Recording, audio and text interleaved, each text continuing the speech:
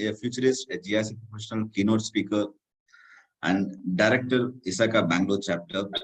Director Programs ISACA Bangalore chapter, which is not in your profile. Okay. His areas of practice include data analytics, risk-based audit, privacy in impact assessment, internal audits, information systems assurance, internal financial control, and SOX compliance and SOC audits. The past few years, he has also been advising in the emerging areas of technology such as AI, blockchain, cloud computing, and cyber security and big data. He has regularly spoken on these domains in the national and international forums. He has assisted a wide variety of entities from startup to large corporates in the fields of BFSI, telecom, retail, fintech startups, airline, e-commerce, government of foreign countries, and many other cross-functional organizations. He is a faculty for DISA, CISA, and courses on blockchain technology. He has authored more than 4 books for ICAI, KSC, AA, etc. on technology. He is a regular speaker on technology at various national and international conferences of ICAI, ISACA, CII, FICCI, etc. He has often addressed the ISACA International Conference at Asia CACS, Europe CACS, Africa CACS, North America CACS, and was often amongst the top-rated and youngest speaker. He has spoken at international conferences in Dubai, Malaysia, Bangkok, Saudi Arabia, Geneva, Doha, Nairobi, Singapore, Nigeria, Bahrain, Kuwait, and California. He has been identified as one of the top 10 influential consulting leaders 2020 and annual recognition for torchbearers in the consulting sphere by CEO Insights Management. This small introduction, I welcome you again, sir. And the session, I think we have a good session on opportunities in information technology audit. Welcome you, sir. Thank you. Can you confirm if my audio is clear? Yeah, good. Okay, I just changed the earphones, so sometimes there is some technical glitch. All right. Very warm afternoon to all the members.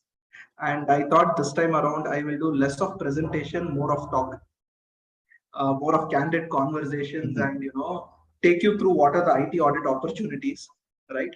Of course, I have a slide, but that slide will be sent to you in which case, so don't worry. Right. So the first question which most of us ask today is, I've done my DISA. How do I identify system audit opportunities? Right? How do I identify the audit opportunities? And what I thought was, instead of me telling you how you can identify, I rather thought I'll show it to you live so that you get an idea about it.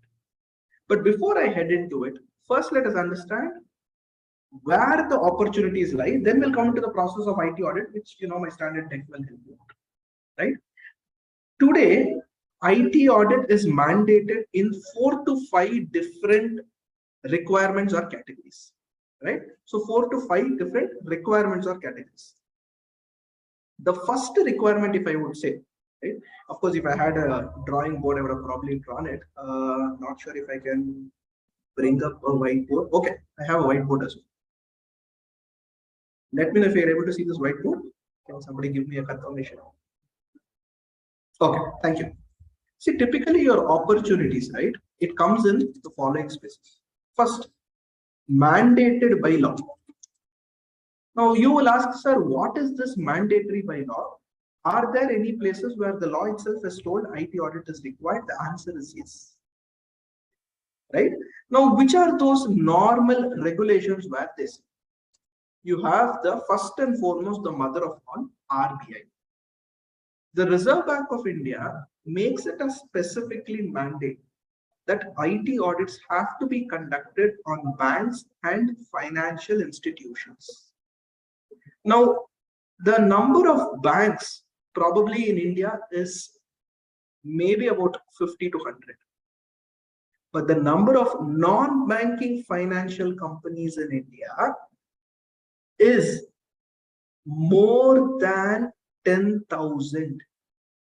More than 10,000 non-banking financial companies are there. And all the NBFCs on an annual basis, they have to be subject to an audit, IT audit, independent IT audit, right? So the opportunities, the first thing is mandated by law. Probably I will put it this way. One, mandated by law. Here, what do? Here you go based on the RBI framework. What does the RBI talk about? RBI talks about multiple players. Who are these multiple players? Right? You have banks, you have NBFCs, right?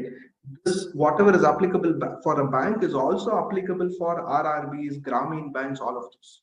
So the moment you have connectivity in all of these things, I think this is one huge opportunity which you can look at. The second is the SEBI framework. Now, when it comes to SEBI framework, again, the number of intermediaries are huge, right? And here, what they've said is they have brought in, right, in the intermediaries, they have brought in the general IT audit, and they also have what is called as specifically cyber security and resilience framework. I repeat, cyber security and resilience framework. That is the second, which is a very, very interesting thing which is covered.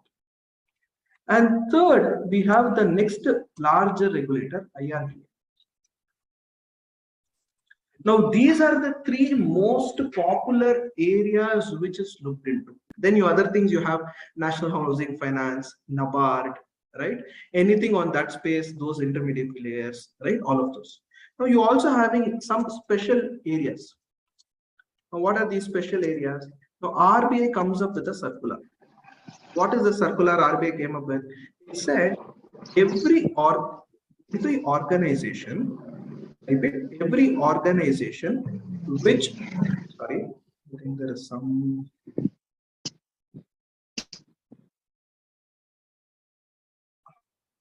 background noise there.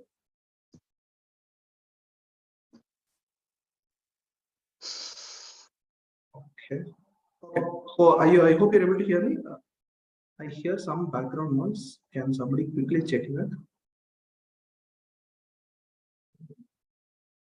Okay, it looks like it's subsided. Sorry. Okay.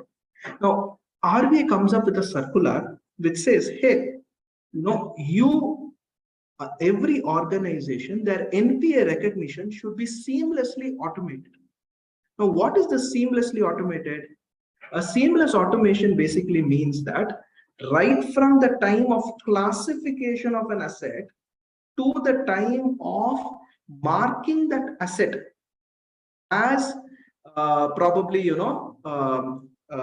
NPA, provisioning on that, reversing the provision, the entire cycle has to be automated. And the same logic applies even for NBFCs and other things. So of course, NBFCs, they have not said mandatory automation, but I'm sure in the span of probably few months or few years, they will make it. There's another regulation by RBI, inter-office circular. All of those have to be subject to an independent audit. Now, these independent audit could be run by the statutory auditor, or it could also be done by an independent personnel. Right now, this is where the whole crux or the whole larger scope actually lies, if you ask me, right? Which is regulatory mandated, Now, then you have those which are compliance mandated. Now, what is the meaning of a compliance mandated?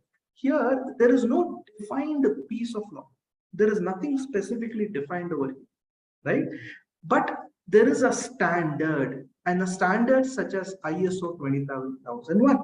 What is this? Information Security Management Standard or Information Systems Management Standard. Now, it talks about how your information systems have to be managed and the security of the entire structure has to be looked into. Right? And this, my dear friends, recently underwent a revision as well. Right? And it stands for, recently underwent a revision where 2022 guidelines also have come into this, right? So Information Security Management Standard. Then there is another interesting area, which is SOC 2, right? Or you can probably call it as SOC 1, SOC 2, SOC 3. Or in India, we use the word SSAE 3402. Right? Now, what is SSAE 3402? Let's take a simple example to understand. Now, you as an organization, you're doing a statutory audit of an XYZ Limited or a private limited. They have outsourced certain functions to another third party. Now, this another third party, which I'm referring to over here, You have outsourced the work and you are relying upon the work. Classical example is payroll. I have given the work of payroll to a XYZ entity. They are processing. In fact, as a matter of fact, many of the CA firms are processing. Right? Now, the statutory auditor of the main company is now little concerned whether the payroll processing is happening adequately or not. Are there any checks and balances? Are there any internal controls? And he has his or her own apprehensions. So one option is he does an independent audit of what? Of the payroll company. But imagine the payroll company, how many people will come and audit them? The list is huge. So rather what this payroll company will do, he will come forward and say, hey, instead of independently auditing me, right, you or a customer, I myself will appoint an independent auditor, and that auditor is called a service auditor. And the service auditor does the audit. Right, so that is where an interesting scope lies, or interesting, gamut of things is.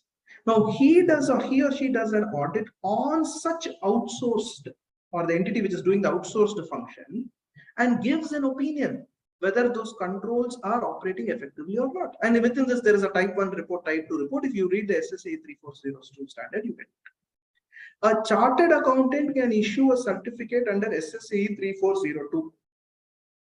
A certified public accountant can issue a report under SOC 1, SOC 2, and SOC 3. In the event you find a challenge that, hey, a CPA is not able to do it, or I am not able to do it, if CPA does, what is my role?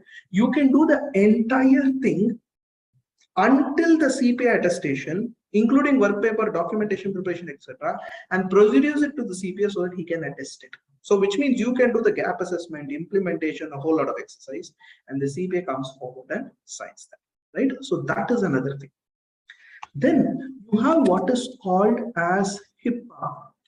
Now HIPAA is a US based regulation which focus on healthcare, protection of healthcare related information, health related information. Right? So you are giving, or a hospital is storing the medical records of a patient. Obviously the law says, hey, you're storing certain sensitive information. It is but obvious that you need to have certain protections and protocols.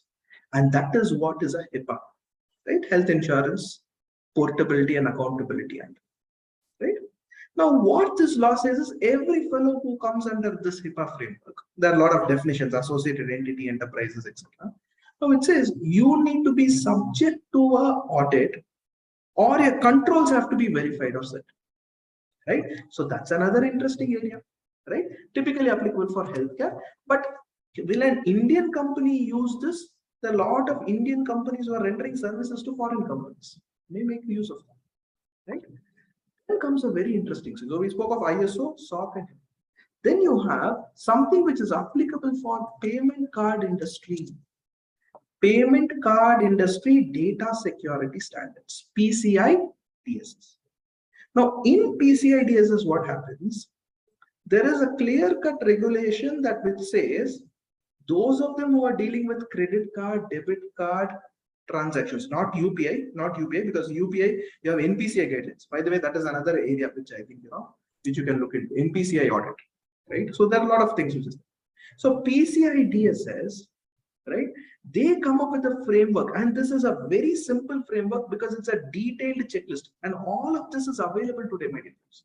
All of them is available today. Right? And I'm going to take you through the entire approach where you can get what. Instead of me, of course, I'll navigate through the slides a little later, but I thought I'll give you, okay, if I'm starting from scratch from a drawing board, how do I go ahead, right? Because it's a post-lunch session, I'm just doing a little bit of a rejig so that you also don't feel too much overwhelming, right?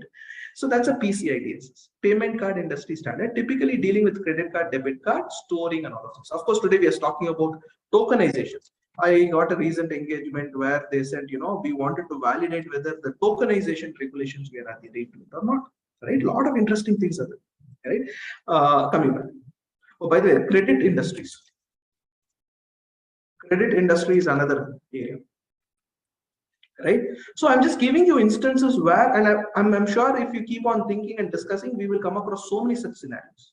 Right? So the whole purpose is what, to give you a heads up saying, hey, there are opportunities like this which is lined up, right?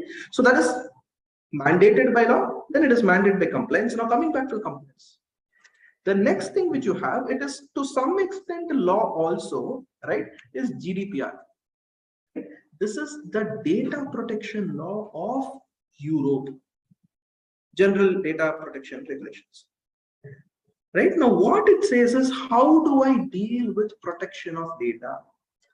And data over here is more specifically personal data, PII. What is PII? Your name, your sensitive information, your bank account details, your Aadhaar card, PAN, passwords, all of this. And today, most of the organizations directly or indirectly collect this. That means this is another related thing. The next thing could be cloud related audits.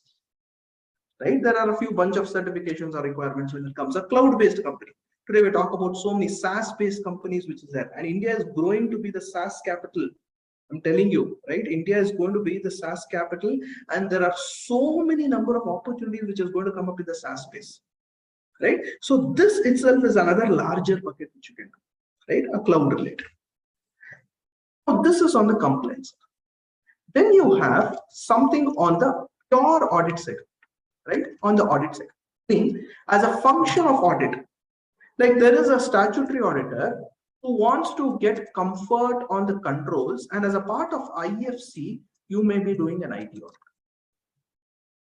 Right? Here, typically you do IT general control audit or IT application control audit. What is each of them? We'll go through in detail. First, I want to give you a bird's eye view of opportunity, right? Because once I know where I can get these opportunities, where I can knock them, the how part of it will address. Because today there are one biggest challenges. I know I have done my DISA or I've done some, I am interested in IT, but I don't know where opportunities are. That is one side. Second, even if I know what the opportunities, how do I audit them? How do I get used to them? That's the second bucket. And I'm trying to marry both of them by one step at a time. Right? A statutory auditor, a typical IFC audit, IT audit, ITGC engagements. The next thing which actually comes up is a pure IT audit, which somebody may volunteer. Say, as a part of my due diligence exercise, we have to do, or as a part of my improvisation cycle, I need to do, as a part of me getting better, or I am doing a benchmarking analysis, or my holding company is requested. So these are the typical reasons why I may do an IT audit, right? So at a high level, your opportunities would be bucketed under these three, where the law has mandated it, where the compliance is mandated it, or where an audit is actually mandated. Right? Now you must be thinking, sir, this is applicable only for large companies, not for small companies. Okay, one way of looking at it is, okay, my clientele, it may not fit in, but there's nothing wrong in you exploring these sort of things, right? You all, the typical approach or mindset or mentality is, I know these are the clients I have, and therefore I'm rendering these services. Great. Now, why don't we try to, over a point in time, target these sort of entities, right? And the lowest hanging fruits you can definitely target. Right, and ISO 27000 is a very low hanging fruit, right? Bank audit, most of us are doing it, right? So this cooperative banks also require this IS audit. That's a low hanging fruit worth giving a try, right? In case of banks, there is an alternate year in which you have to mandatorily do an audit. In case of NBFC, the law is simple. It says mandatory every year, right? Now, all of us are clear with this opportunities. Right? All of them are clear. What is the high level things which we are going to cover today? Any questions on this particular point in time?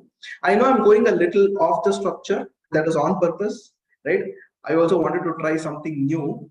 Of course, I've got all my presentations, but I thought, in the flash of this thing, if I had, in fact, we are doing an in-person meeting out of it, written on the board just to get used to that sort of a set. Are we clear with this? Yeah. If there's any questions, feel free to me, because I am not seeing any questions. And I would probably request the organizers, if you have anything coming up, please let me know.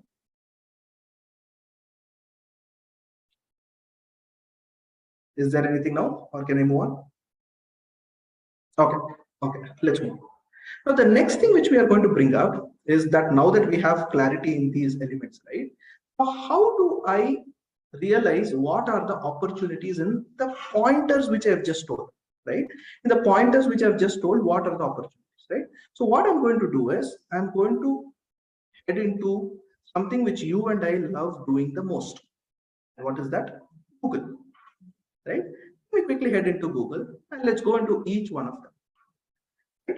If you Google search for RBI audit, sorry, if you Google search for RBI audit checklist, right? And I want to make it very, very practical so that you actually know tomorrow how do you get started, right?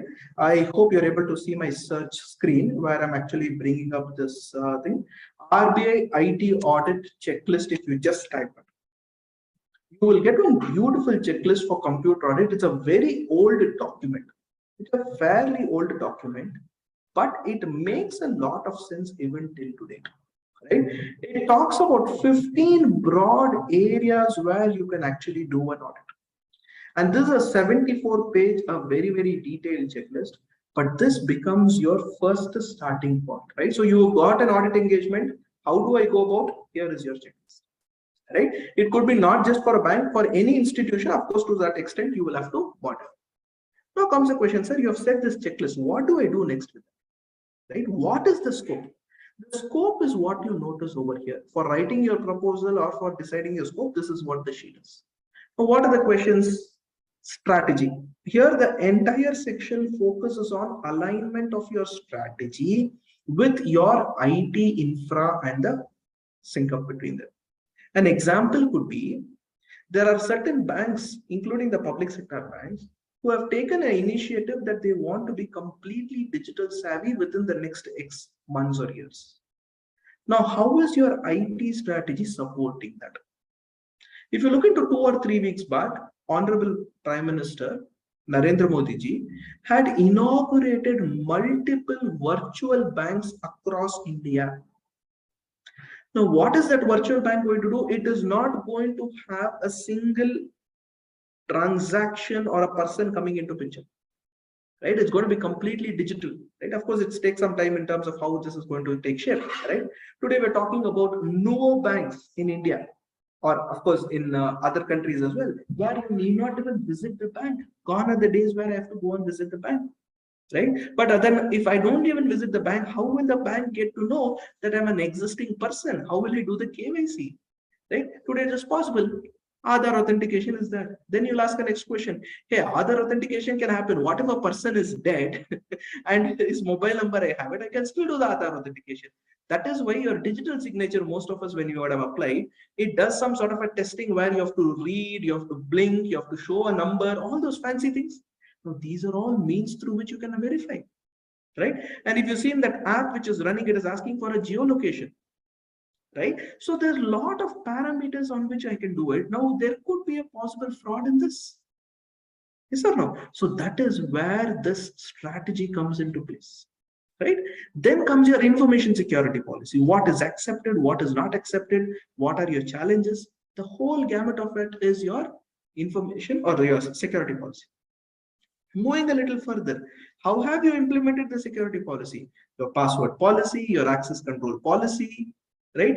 Acceptable usage policy, right?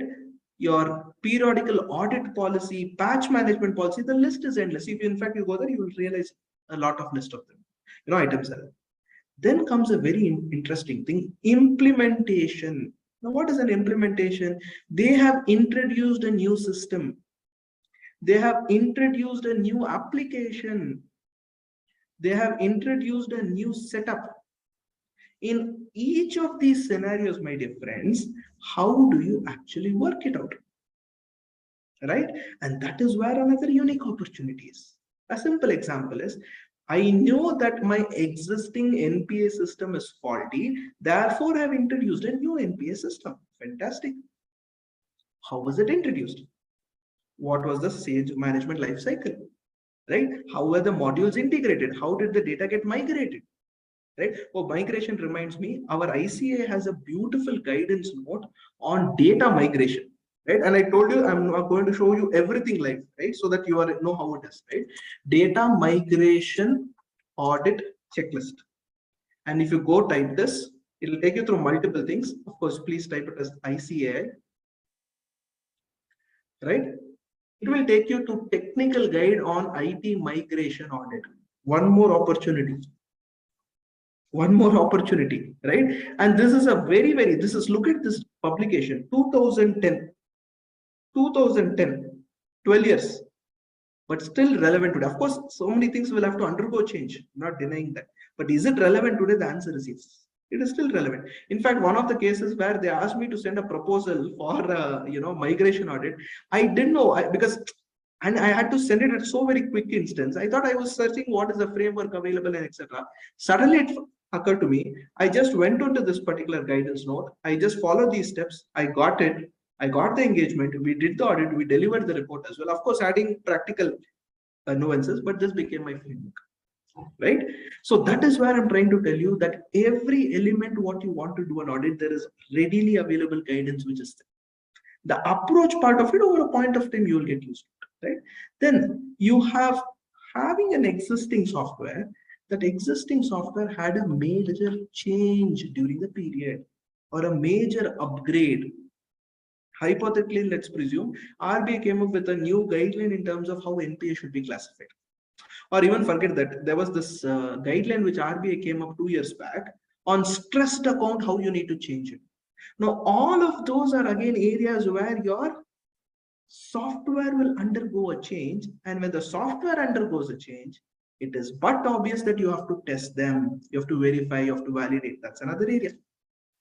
Then comes physical access controls. How are the physical access controls in case of banks or other financial institutions with respect to data centers? Visit data centers, right? If you don't know how a data center looks like, nothing to worry. Just YouTube data center. You will get a bunch of videos. Today, learning is available in a click of a button. You just have to invest time, right? And physical access controls, starting from doors, the way in which you're getting access, the way in which you're given a card, right? How the network works, how the operating system works. Sorry, not the operating system, rather the network configuration works. How the firewall is configured. Are there any dematerialization zone? So all of those becomes your area of audit when it comes to physical access. Of course, the physical security being the paramount importance. Likewise, you have operating system related controls. Most of these banks or financial institutions, they have an inventory of assets. Ask them, when was this last inventory refreshed?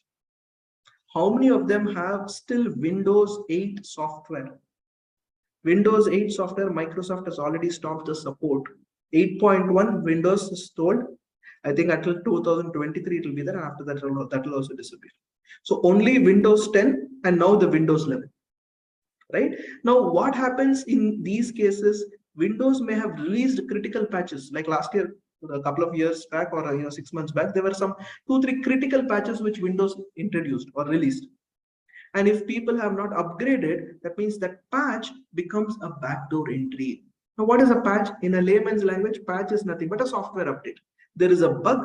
As a result, they sent a patch. My software got updated. But what happened prior to this? They did not introduce this, right? Next, operating system controls we spoke of. Application system controls, very interesting. How does each of the application work?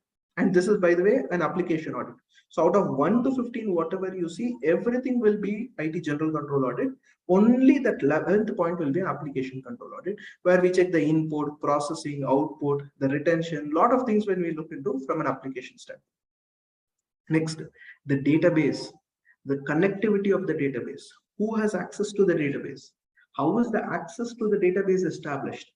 Can there be a scenario that somebody is having a back-end access to database? This is a case which happened in a cooperative bank.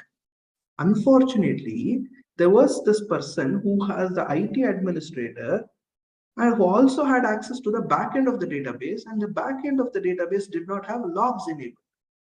So this fellow, what he did, he used to go to the back end of the database. He used to see the entire transaction data towards the end of every month, before the books are closed for the month or the month-end process is closed. He used to right-click the last 2 line items and copy it. The moment he right-clicked, copied the last 2 items and created a fresh. So assuming it to be an Excel sheet, last 2 line items I copy-pasted. What he did was that he simply passed an entry for 1 lakh rupees, 10 lakh rupees, 50 lakh, whatever amount he felt like on a monthly basis.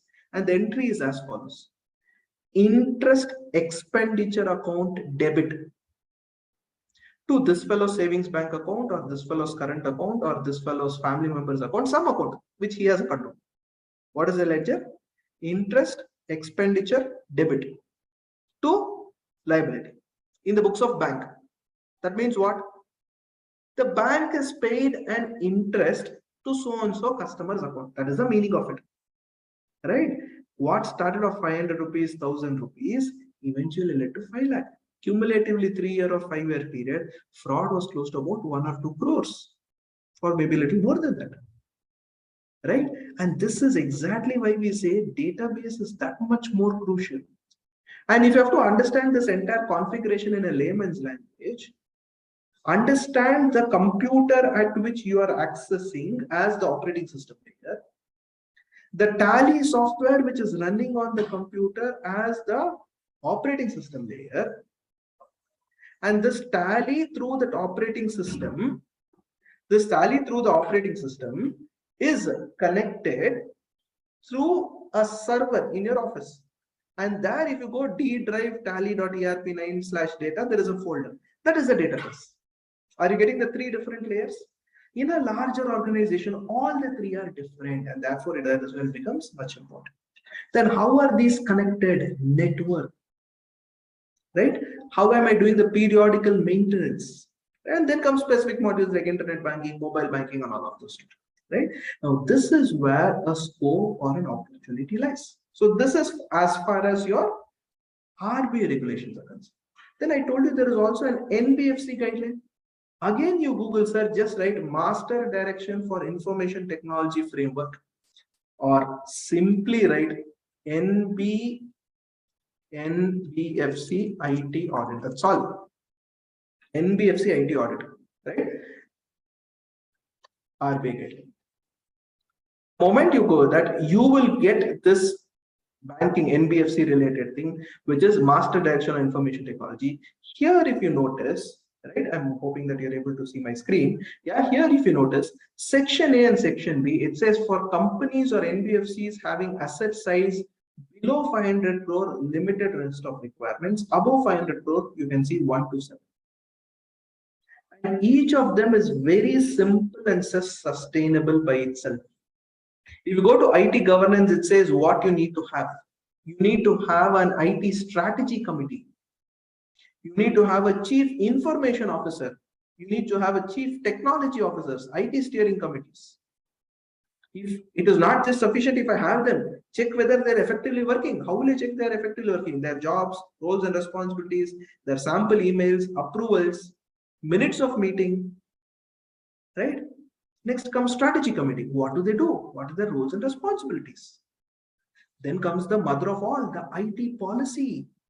How am I drafting the IT policy? Right? Are those IT policies commensurate with the size, scale, nature of the business of the NBFC? Today we hear of a lot of fintech companies, no, who provide loans. All of these fellows will require this, right? And then you have information and cyber security, right? Segregation of functions, role-based access, physical security. So you can understand how much more detailed this is, right? And then you have vulnerability management, which is something to do with penetration testing, you know, how ethical hacking and those procedures have been done, cyber crisis management, right? Digital signature, whether do they have a risk assessment process? Are they dealing with digital finance, mobile financial application, social media risk of that particular company, training, operations, acquisition of system, change management. So this is by itself is a framework. And they have a, whether they have a periodical IS audit, look at the beauty. They themselves have said, as a part of that, you need to do periodical IS audit. And this certificate has to be given by a professional. Are you getting the context, right? Business continuity planning, very important. And one very significant thing is IT services outsourcing. As a NBFC has outsourced the IT development to somebody else. This becomes the interesting requirement, right? And this is where I'm telling you, my dear friends, there's lots of opportunity. Come a little down, section B, this is only for companies which are less than 500 crore. It only talks about a basic list, but still this is something which is important, right? So this is yet another guideline from the NBFC standard. There was a recent guideline which came up, right? RBI digital lending guidelines, right? This came on the 2nd September 2022. This is another interesting area of audit, right? So within the RBI space itself, there is so much of requirement. Do you notice this 12-page guideline? It came up with working group lending. You know, there's one very interesting concept. Today, most of these startups, they are actually doing what is called as cloud-based system. Now, all of this comes into picture, right? Look at this. This is a combination of the concepts of audit coupled with regulations, and not to forget the technology landscape, right? So this is where the entire thing will come into place. Of course, I will share all of these links so that it's easier, but I'm also trying to tell you how easily you can actually navigate it through them, right? Next comes the interesting thing, the cyber security framework in a bank. There's another detailed guideline. Implementing a cyber security framework, and that scope is much larger than an IT audit, right? And they have given a detailed guidelines over there, right? Now that is on the RBI side. I should probably move a little on a different context, right? I think it makes sense that we go into a different regulator.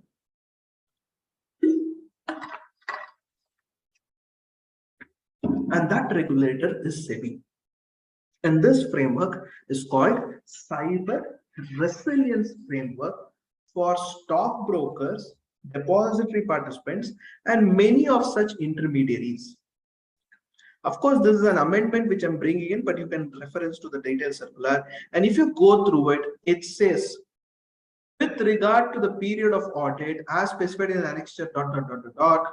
certain empaneled auditor or an independent DISA ICA qualification, CISA, CSM, CISSP are all permitted to do this audit.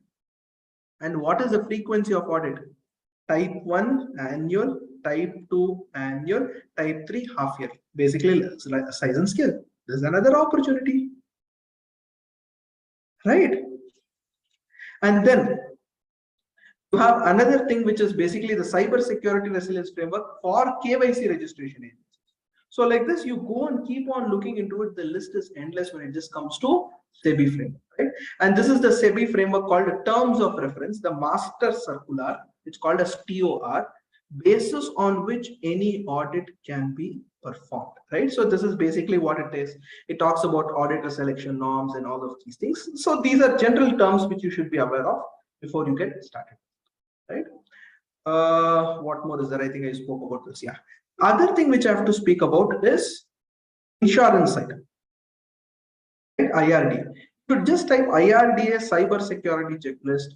I think this is one of my personal favorite checklists because it is very much relevant and current. No doubt the bank we spoke of, but this goes a little more beyond. If you just read the contents itself, I'm telling you, my dear friends, it is more than sufficient for you to get started, right? Starting from enterprise security, information security, physical access, HR security, one of the often disregarded concepts. Now, what is a HR security? Whether my human force is secure? No.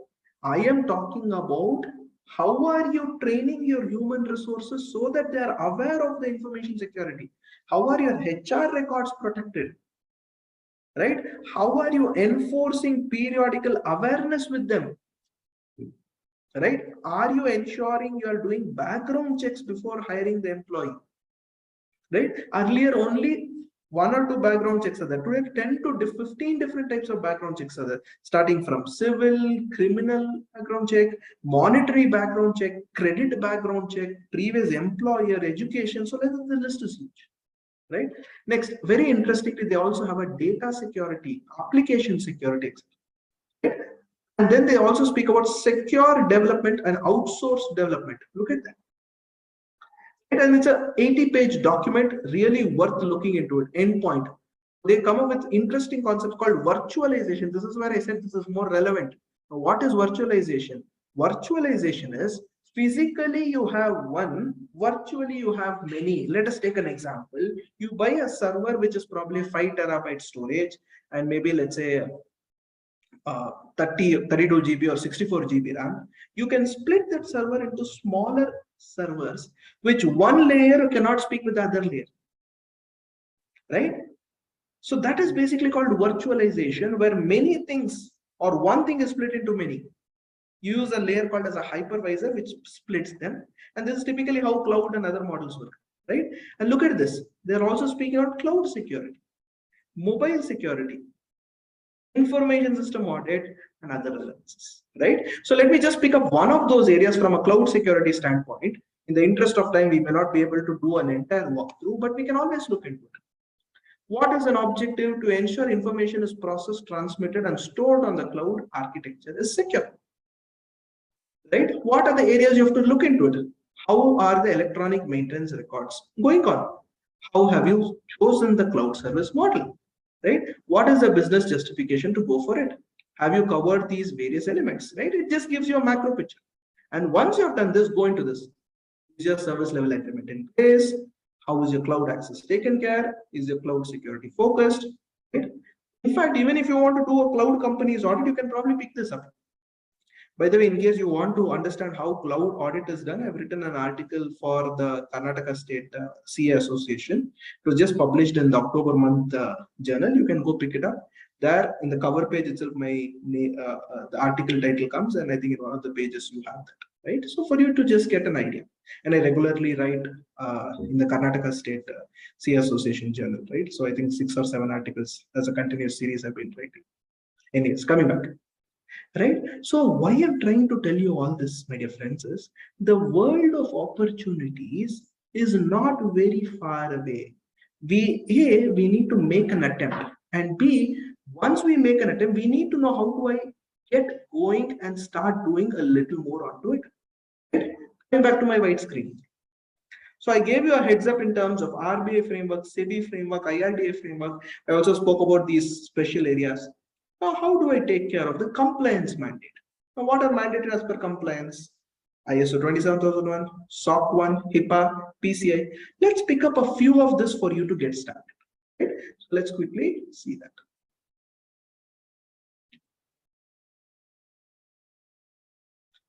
Again, I'm going back to ISO 27000. Just go simply do a search on ISO 27000 guidelines or Annex A control. Simple. This is the easiest thing. Right? You will get a lot of interesting information. Just pick up any of those, or just pick up even a template. Right? It will give you a template of what are the various things which is necessary, and this is a beautiful document. Right? It gives you, and there are a lot of players who are available today who give you free research information, etc. And you get the entire standard. And if you are at least reasonably aware what each of the standard works, right? And maybe with 1 or 2 trainings, again, trainings are available online, you can actually go ahead and implement an ISO 27001 for a client. And the statement, or what is called as Annexure A controls, is an exhaustive list of what are the various requirements, right? If I probably, I am not sure whether this will give me, let me just give it a try. Again, I'm just doing everything in front of you for you to get a firm conviction that, nothing is outside that of the Google list to get started. Right? So I tried downloading and I got one Excel spreadsheet, and this is how that spreadsheet looks like. I'm going to quickly share my screen. Right? This is of course from a third-party company or a third-party website. Right? But it talks about this, and it talks about the checklist. Right? Maybe this, I have to reduce the size. Right? Here it is. This is your list of requirements. Right? Organization structure, roles and responsibilities. Have you defined all of those? HR security, right? Asset management, physical security, operation security, communication security. Right? So I'm just giving you an example. Of course, there's a third-party solution who's provided it, but I'm just giving an instance how easy for you it is to get started, right? Next, let's quickly go on to the next guideline of our own institute, which talks about this SSAE 3402, right? In SSAE 3402, I will just say ICA again. This is an international standard. Of course, India has adopted the same thing. If you go to it, it talks about a beautiful thing called as assurance provided by a service auditor, or for assurance provided for a service organization. 54 pages, very, very simple, but a powerful thing, right? Of course, a lot of things will be general content like, ethical requirements, acceptance, and things like that. It basically talks about two things: design of control, operating effectiveness.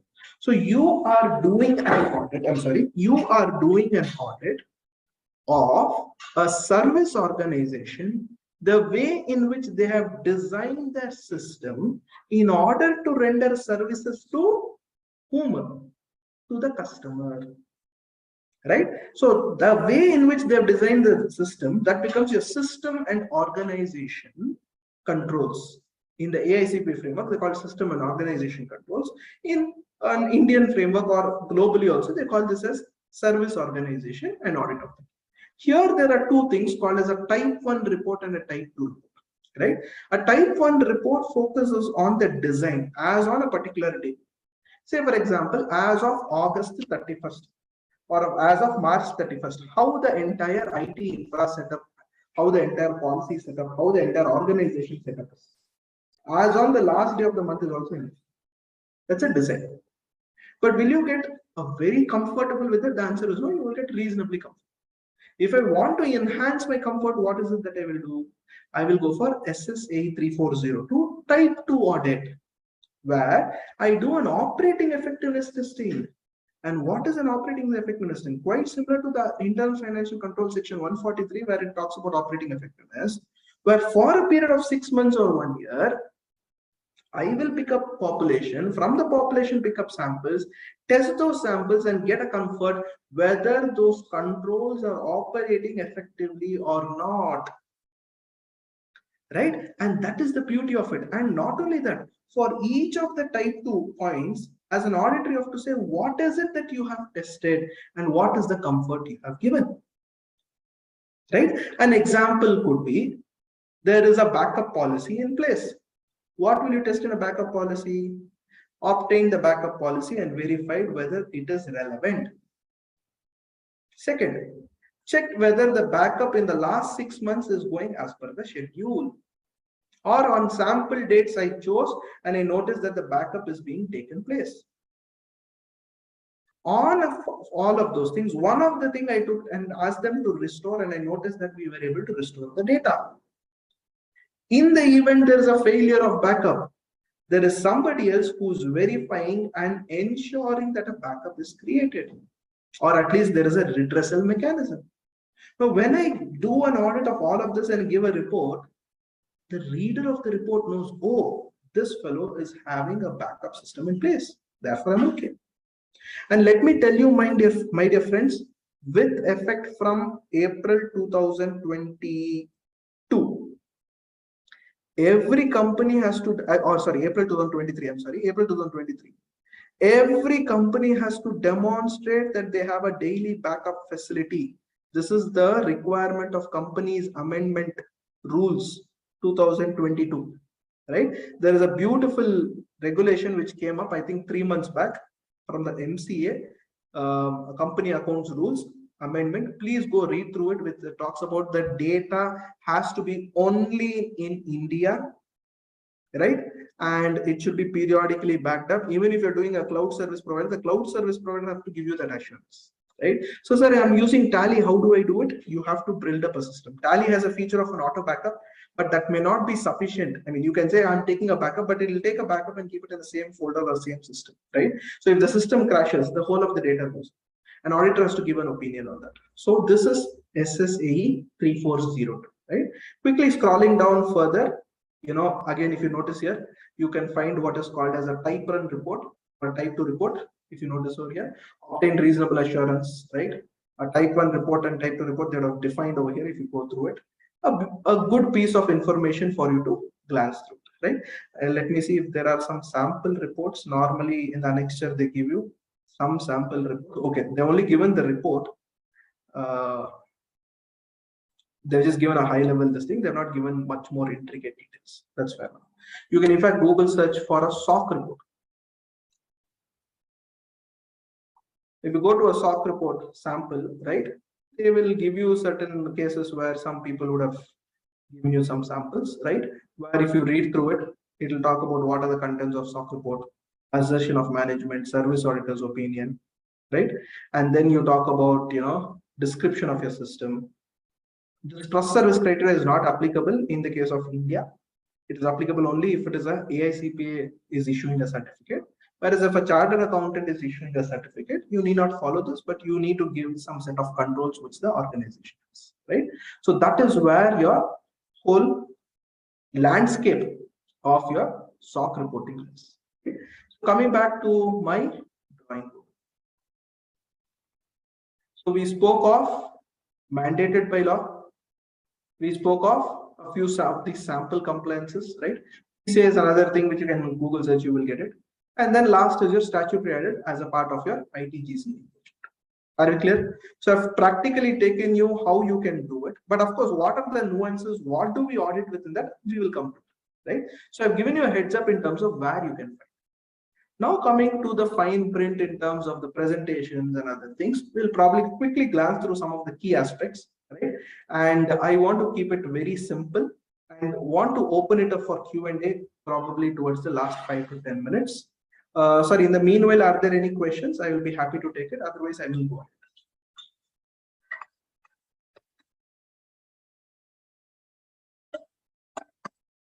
And I hope you're actively listening to the session. Not that the session is being played here and you are elsewhere. Hi, Pramod. No questions in the chat box currently. Okay. This is broadcasted through the DLH platform, right? No, this is the Zoho platform itself. Oh, okay, fine. Zoho or Zoom or whatever it is. I thought this was through the DLH platform because they had some requirements. Anyways, no problem. Okay, it's not from that platform. Yeah. Okay, fair enough. Okay. Now, one of the things which people ask is, sir, all this is okay. How do I perform the audit? For that, we today follow what is called as a risk-based approach for audit. Right? This risk-based approach is typically doing these 4 things: assessing the risk, evaluating the risk, testing operating effectiveness where there is a requirement. Certain cases, the law does not mandate you to test audit operating effectiveness. It is your call whether you want to mention it or not. You can give a disclaimer also saying that operating effectiveness is not tested. But generally, whenever you're doing an independent audit, it makes sense for you to test the operating effectiveness, right? If it's a certification requirement, then okay, maybe operating effectiveness need not be tested. Now, what do you do under a risk assessment, right? Typically, you understand what are the significant accounts, transactions, disclosures which could have a risk. Once you've understood that, you look into the quantitative and qualitative considerations. And this includes what are the various parameters. For example, there is a case of an e-commerce company you're doing an audit. Refund process may be something which is quite, finicky. Why? Because in a refund process, I'll tell you what is one of the biggest challenge today's organization face. You are a millennial customer. You subscribe to the product and you would have written in the website, if you do not like the product, within 10 days, money back guarantee, no questions asked and all those things. Those are all marketing techniques.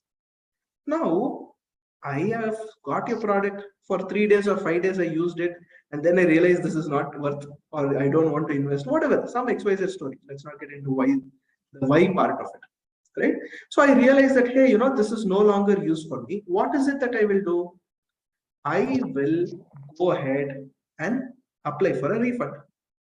Now, if I do not get refund within the promised time, the modern millennials, what they start doing? Start posting on Twitter, LinkedIn, social media, this, that, all those typical cases for which the brand gets much more damage than what could have possibly happened, right? So the revenue loss may probably be 10,000, whereas the brand and reputation has a big hit. So what most of these companies do is, the moment they've identified, they will say immediately will refund. This refund, there are these payment gateways who provide the service where you upload a file into the system and you hit the payment button, automatically payment will go. But is there somebody having a control on which bank account number it is to which it is going? Internal control failure.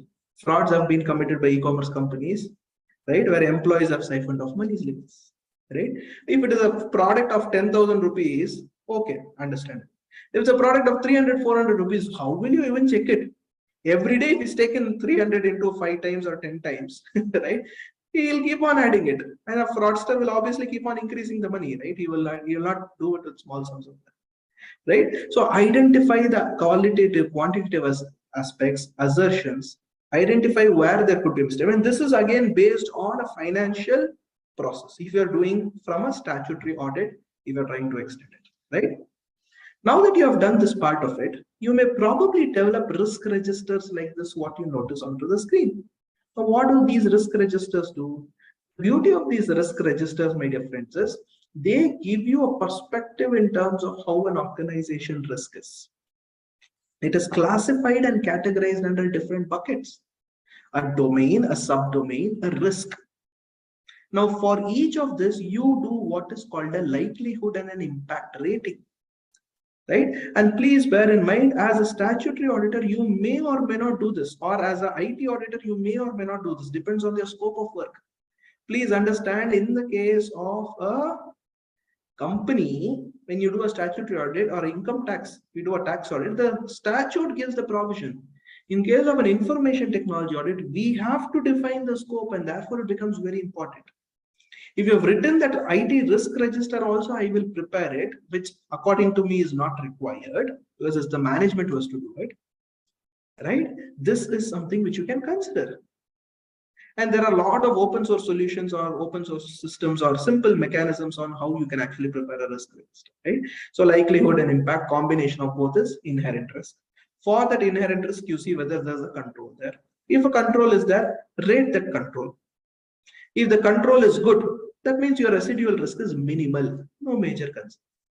If the control is bad, that means you may probably want to have a periodical monitoring or something you have to do immediately. Say inherent risk is also high, control risk is also high, or a control rating is also poor. That means your risk is increased. So these are quantitative approaches in which you go for the risk. The other approach could be also take a financial statement, take a P&L account.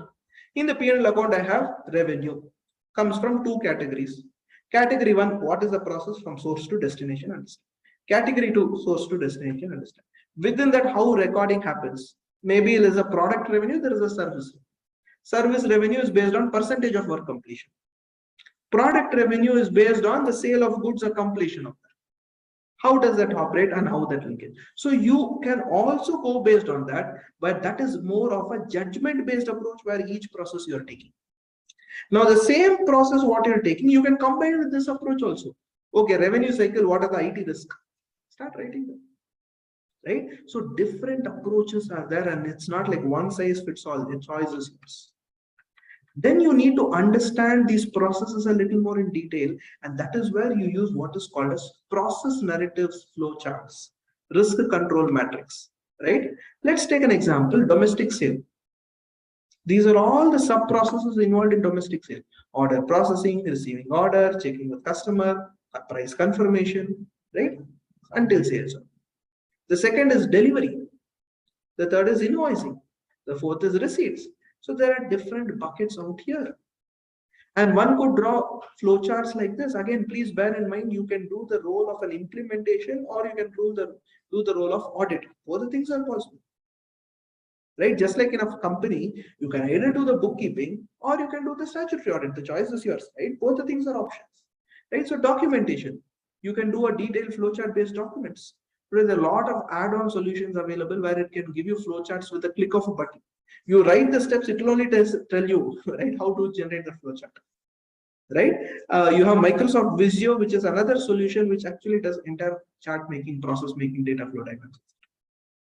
Then you can have a detailed risk control matrix such as this, which is also mapped to a COSO framework, right? You have a COSO component. What is the inherent risk? What is the control?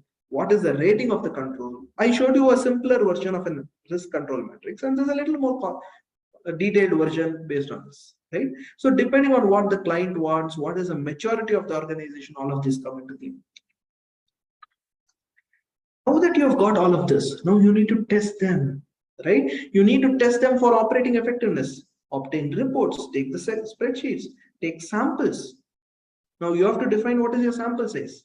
Read standard on internal audit where the sample size has been clearly defined, right? Or standard on audit sampling guidelines, they speak about it. Please go through it where they say what are the sampling guidelines.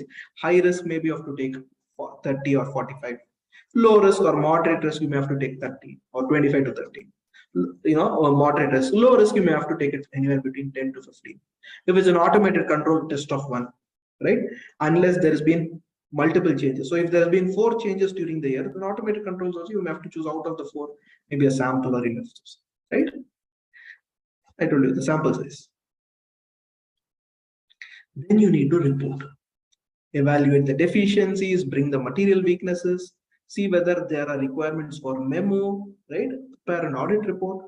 And very important that you need to understand what is a materiality in the case of an IT audit, not a financial based materiality. It is based upon the impact what that issue could create. An example, a refund issue, in my example, even if 10 rupees is siphoned off for every transaction, the materiality is huge. Right? Even if a 1 rupee error is getting generated in every time the system is processing, and there are 100 times the system processes in an hour, it is huge. Right? So materiality has to be read along with the financial and probably even the non-financial implication of it and decide over a point in time. On the contrary, the entire process in the organization always followed a systematic approach. Only one process had an exception, right? And because of the exception, nothing adverse took place, then you might still go ahead and say, hey, this is immaterial for me, right? So you need to look from a judgmental based approach, right? So what are the things you will factor when you're looking into audit materiality? Nature of transaction, the timing, the percentage of occurrence, the SLA. And what's the SLA? Service level agreement. Agreement entered with a service provider. And what happens in case the service provider is not rendering the service? What is the penalty? Right? And that is where we have this interesting option slide, right? I'll probably quickly take you through the IT. When are the situations where IT audit is typically done? This is something which I did make a mention. Internal, done by the management, external, independent parties, etc. Right? So these are the typical scenarios: compliance audit, financial audit, integrated audit, forensic audit, standard-based audit. We spoke about all of this. Again, a different level of classification. And generally a scope. If you do a general control audit, high level, these are the scopes: governance, security, your service desk, operations, vendor, access, maintenance. These are a few sample cases, right? If you're looking into IT application, input, process, output. If you're looking into newer domains, these are things which we have added into the scope recently. How do I audit the cloud?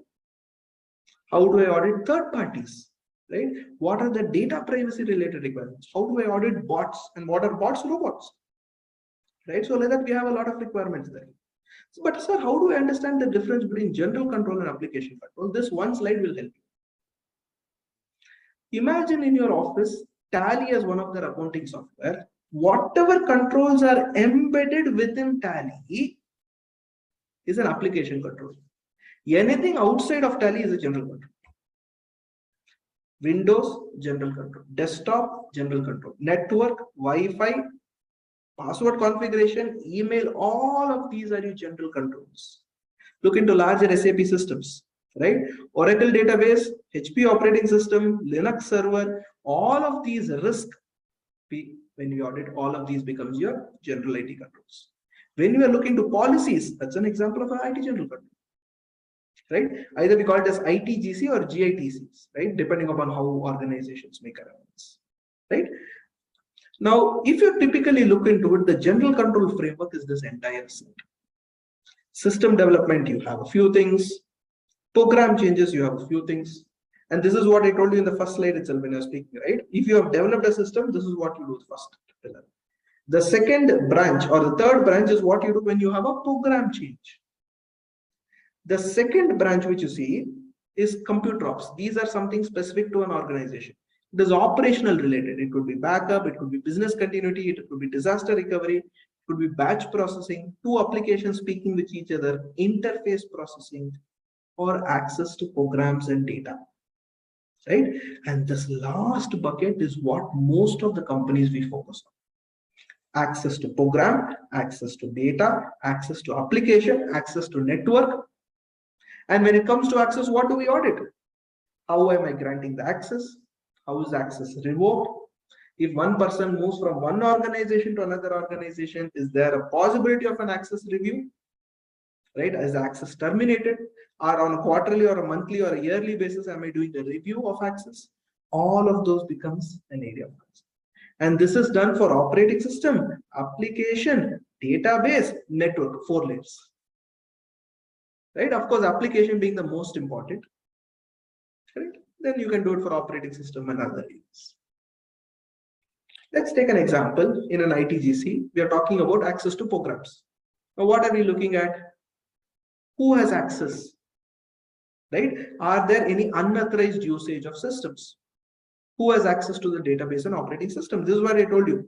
Right? I gave you an example of a bank fraud where had this access been verified from a database level, they might have caught hold of it. Right? So what is it that you will test? Is there a security policy? Is there a password? Is there a unique user ID? Right? How do I ensure our administrators' activities are authorized? Is there a user access review? Is there a physical security, firewall? All of those things are access related. Then come to change management. What is the change management? I told you there is an introduction, bug fixing. As a result, they had to introduce one change. What is it that you will do? Is this a regular change, an emergency change? How these changes have been done? Were they adequately tested? Or assuming the system itself was so very faulty, you have to bring a new system, the entire program development or system development lifecycle. Or you can have your computer operations, backup restorations, right? So Jim is giving you an example. I told this access is across all the 4 things: application, database, OS, and network. Right? How do I distinguish between an application and a general control? Application, you focus only on the controls which are embedded within an application, within Tally. And normally application audit, we only do a test of one. That means if one is satisfactory, the entire thing, because it's an automate. In general control, we may or may not do a test of one. We sometimes may also have to do a detailed test. Right? Input process output. Are you clear with this? So what are the phases you follow in any sort of a testing? First, you do a risk assessment, definition of scope, check whether the IT general controls had those points. We spoke about all of those things. Then request for certain items for your audit, typically called as document request list. In US, they call it as a PBC, provided by client list, or PBC listing. Right? Observe all of this information, and once you get them, start choosing samples. And for each of the samples, you will ask, what is it for that sample you will verify? For example, a new user has joined the organization. In that case, what will you verify? You will verify whether the new user has been given the permission or approval, after which only access has been approved. You will check for the same new user, is there a process of verification of his roles and responsibilities before giving an access? Right? So those are what you will actually test. Right? You can make a document request like this, right? Request type, control, whether it's a key control or non-key control, whether what is the type of a system. If it's an Active Directory, I want this. If it's a Dynamics app, I want this. XYZ app, I want this. Right? That's a simple spreadsheet. Now, this in turn, you can also have your sampling criteria, which we spoke of, right? And once you get it, you test them, right? You prepare a detailed test procedures, perform the walkthroughs, right? You may have a documented control or a non-documented control. It depends. You will sit with the stakeholder and try to get an idea about it. Once this thing is completed, obviously, you have different methods of testing. Inquiry, this is basically asking questions, trying to get question and answer sort of an approach, right? Inspection is they produce some evidence to you, you go through it. You inspect a data center. You inspect the change log. Corroborative inquiry is a combination where auditor inquires with one individual and tries to validate that with somebody else. I'm sure you'd have heard that story where four college students came late for one of their examination, right? Because they went for a late night party. Then all the four college students said, okay, while coming on the way, we will tell them that our car got punctured, therefore please request us. They were very late and they were asked to meet the principal. And the principal said, okay, fine, I accept your concern that one of your car tire got punctured. Let's do one thing. I will keep a retest for you today afternoon. So all of them were very prepared, right? Half day they went through it, all of those things. They sat. Principal said, rule number 1 is all 4 of you have to sit in 4 different rooms. They said, okay, no problem, sir. We'll prepare even more better. So I have 4 different rooms. So 4 of them went to 4 different rooms. They were given a question paper. So question paper, the first question said, what is your name? 2 marks. Question number 2, which tire got punctured? And obviously these days never expected that, right? Each person would have written one different answer. That's exactly what a corroborative inquiry is. Asking the same question to different people, different scenarios, different ways, right? There could also be a way in which you would rely upon a system query. You run a SQL or you run a command based on which you pull it up, right? So these are the testing. You may do a design audit or an effectiveness audit. In case of a design audit, you basically check whether the design was there as on a particular day. When you do an operating effectiveness, you check whether it was there for a particular period and whether was it adequate enough, right? In a test design of effectiveness, you do a little more detailed level of audit. Once you have done all of this, you have to document them, right? Obviously, you have to document. So for this, you need to ensure you are complying with the SA 230. What all do you document? Your IT infrastructure, your organization structure, policy procedures, risk and controls. Right? This is a simple example of a documentation which you can do. Sorry, again, there is some background noise. And the administrator kindly mute. Thank you.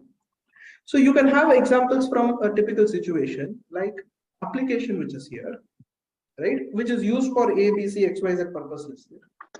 What is the database? Who is maintaining it? What is the financial relevance of that? Is there interfaces? Right? So these are all your pointers which help you for documentation, for you to decide your scope and risk and other aspects. Right? And then once you have these elements, you may have to do a documentation testing like this. Control number 1, control description, control frequency, timing. You search online, you get a lot of these templates. You check whether these templates, was it sufficient? Did it meet the requirement criteria, whatever is there, you go ahead and do the check. Right? So that is where your IT general control testing, as a matter of fact, any of these testing comes into play. And the last is you need to report them. It could be a PowerPoint, it could be a presentation, it could be a chart, but these are the critical elements you need to do, right? Present always the risk rating. Present the root cause. And let me tell you, this root cause of the issue, we have noticed that today, especially in senior auditor meetings, this is very well received. Because at the end of the day, your finding is great. If you have to prevent that finding, or if I have to prevent that from reoccurring, I need to hit that root cause. I need to nail that root cause. And if I know what the root cause is, I am in a much, much better off system to say, hey, if I address this root cause, this problem will not repeat. Are you with me? And you can make a detailed report like this, where you are giving some more information in detail. This was a sample case we did in case of an SAP. How we reported in a PowerPoint presentation, we just bring it down. Right? So I think we spoke about these guidance notes and guidelines. As I said, I wanted to do a slightly different approach. I took you through all of these things so that you get an idea about it. And the other questions which normally people keep on asking, sorry, I think there is some this thing. What are the opportunities? I think we spoke of RBI, NBFC, banks, IRDA guidelines we spoke of. Right? We spoke of IRDA, ISNP. This is another interesting guideline, e-commerce of insurance companies, right? SEBI resilience framework, all of this. So probably the last 5 minutes I'll speak on what are the skill sets which are required for this, right? Are there additional certifications which are necessary? Now, if you see the entire cybersecurity or technology landscape, this image will give you a summary of it. And in this image, whatever you notice, a red egg, or a red circle, if I could probably use it, or an amoeba shape, all of those are areas which we as CAs or as professionals can easily do it. Anything relating to governance is an interesting forte for us. Anything relating to user education, access controls, those things are easy. But if you go and ask a vulnerability scan, it may probably be a little difficult, right? Because we require some more technical skills. So that means within the world of IT, there are a lot more things which we can do it, and a few things we may have to rely upon third parties, which is fine. That is okay, right? And from a certification standpoint, these are a few simple examples or the summary of certification roadmaps which are available. It could be intermediate, advanced, expert, different layers are there. But from an information security standpoint, 3 most popular things.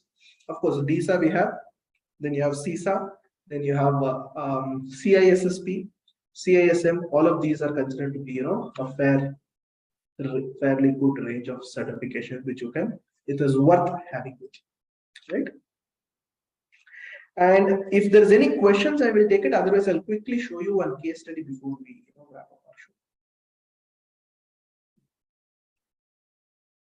Any questions? You can obviously put it into the chat window or a Q&A window, which is obviously the best.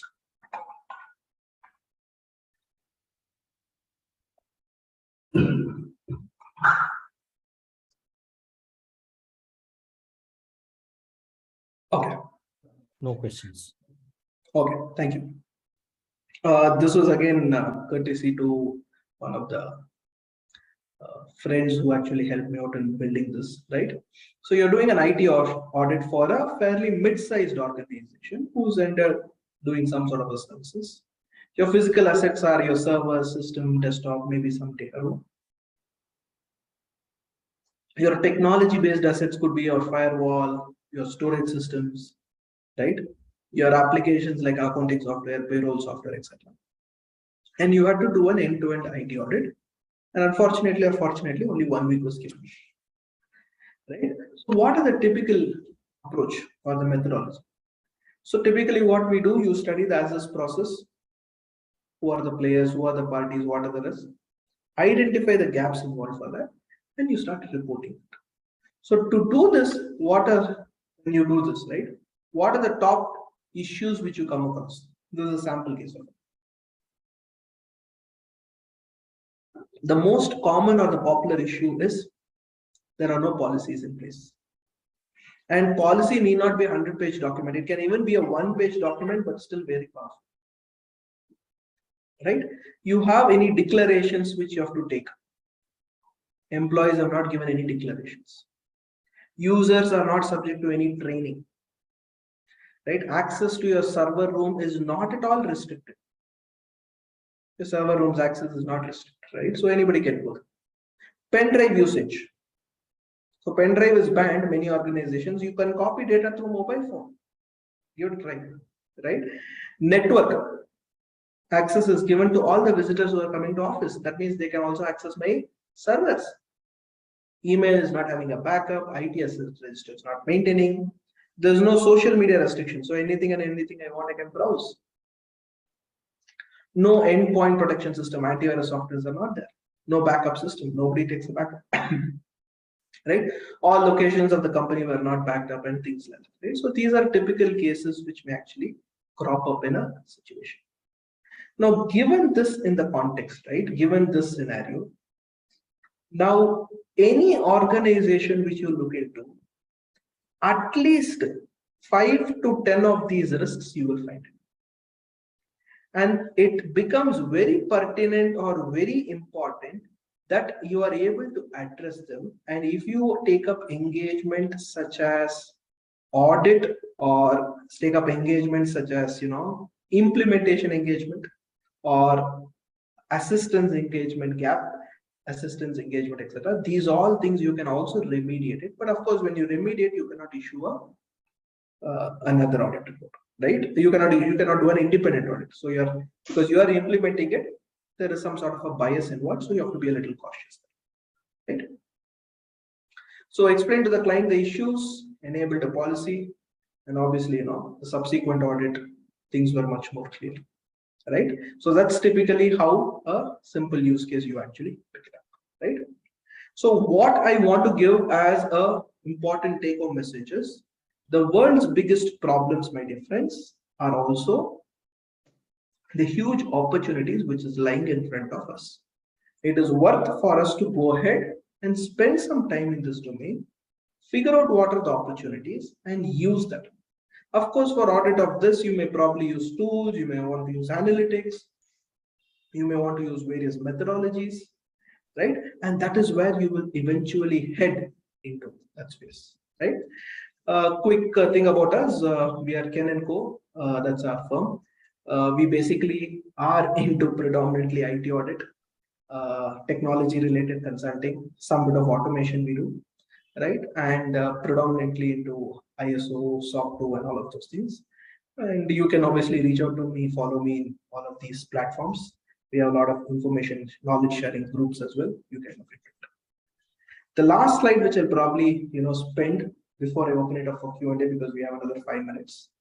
What are the various technology-enabled solutions which you as a CA firm can offer? This is just a simple example, right?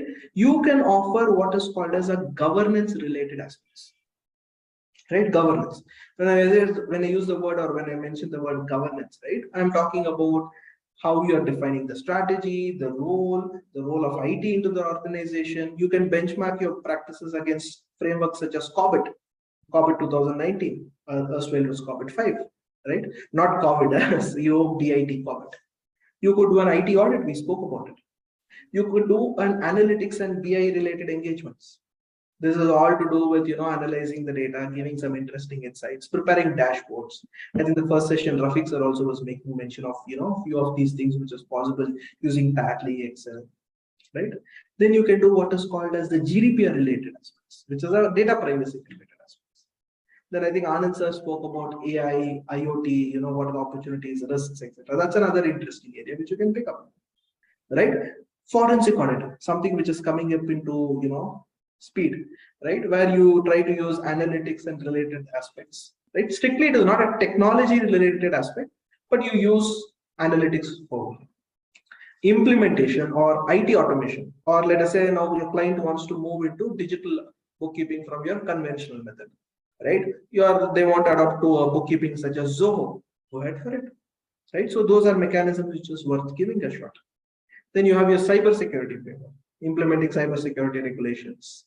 Then we spoke about certain compliance frameworks, ISO 27001, payment card industry, CMMI, COBIT, right? All of those, BCPDR, SOC 2 assessments, all of those are compliance related, and maybe some bit of a training, etc. which you can do, right?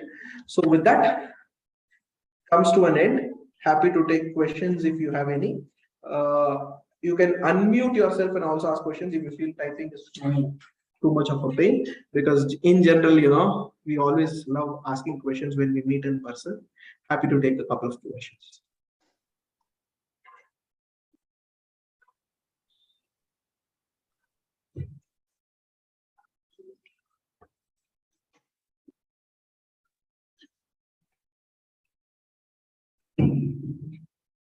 Yeah, I can do that. I will, Neeraj, I will just share the list of those frameworks which we spoke of. I'll probably put it into a slide or something and just keep it.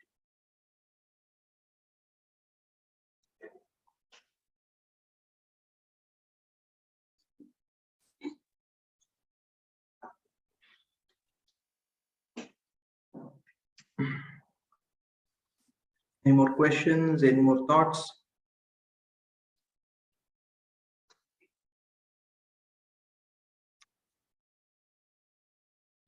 No questions, no thoughts, meaning you either understood everything or nothing. We'll take How that to start? in a positive way. We'll take it on a positive way. Thank you. How do I start my journey right? I think the best way and the easiest way for you to get started for your own existing clients, the part of internal audit or any of these engagements, start doing an IT audit. Don't give them a report, but you do the assessment. Simply start doing these assessments. You will get an idea where to get started, right? And then slowly over a point in time, build that skill set. You're doing a bank audit, you're doing a concurrent audit. You can do that.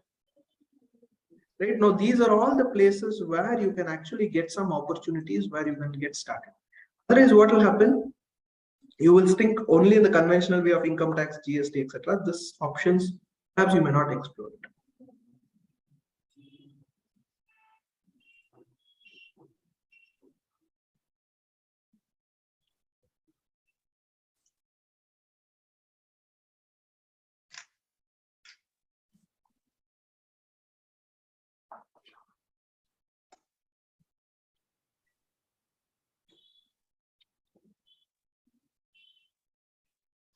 Okay, if there are no more questions, I think we'll wrap it up. Thank you so much for this wonderful opportunity. Thank you, Narasimhan sir. Thank you for making it convenient. And we had an excellent session. Thank you for the inputs given and your professional experience, personalized experience, and showing us a lot of live cases where we can probably have access to the knowledge as well. Thank you very much.